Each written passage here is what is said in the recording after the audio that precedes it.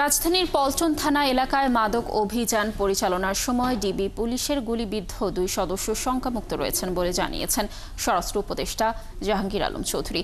এদিকে এই ঘটনায় ৩ জনকে গ্রেফতার করা হয়েছে। জব্দ করা হয়েছে ৯,৫০০ পিস ইয়াবা সহ একটি প্রাইভেট কার। বৃহস্পতিবার দুপুরে ঢাকা মেডিকেলে তাদের দেখতে গিয়ে এসব কথা বলেন স্বরাষ্ট্র উপদেষ্টা। আহত এএসআই আতিককে ৪৮ ঘণ্টার মধ্যে অস্ত্রোপচার করা হবে বলেও জানান তিনি। দেশের আইনশৃঙ্খলা পরিস্থিতি যথেষ্ট ভালো আছে জানিয়ে পুলিশ জীবনের ঝুঁকি নিয়ে কাজ করছে বলেও মন্তব্য করেন উপদেষ্টা। এর আগে বুধবার মধ্যরাতে কেন্দ্রীয় পুলিশ হাসপাতালের বিপরীতে মাদক বিরোধী অভিযানের সময় একটি প্রাইভেট কারকে সিগন্যাল দেয়া হলে ভেতর থেকে গুলি চালায় সন্ত্রাসীরা।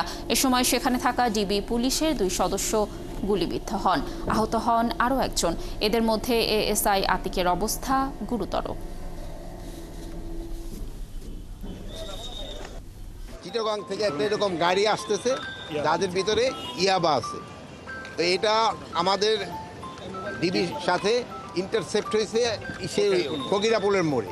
ফকিরাপুলের মোড় ইন্টারসেপ্ট হওয়ার পরে আমরা এখানে ধাওয়া করি প্রায় ৫০০-৬০০ গজ পর্যন্ত ধাওয়া করা হয়। ধাওয়া করার পরে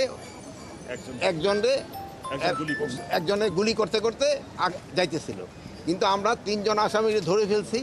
গাড়িটাও আমরা উদ্ধার করতে পারছি এবং ৯,০০০ ইয়াবা আমরা উদ্ধার করতে পেরেছি এবং আমাদের ৩ জন আমাদের আহত হয়েছে।